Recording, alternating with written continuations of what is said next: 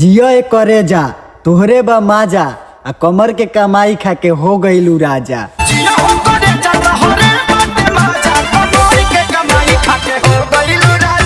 मारी मुस्की हम तोहके मुआ दे हम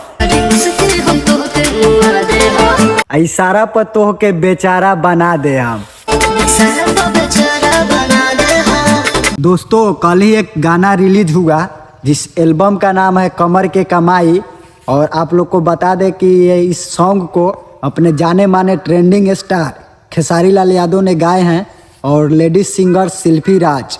और वीडियो का बात करें तो वीडियो में काम किया है नम्रता माला, और वीडियो क्वालिटी काफ़ी अच्छा है और काफ़ी बेहतरीन लोकेशन पे शूट किया गया है। हमको कुछ नहीं पता।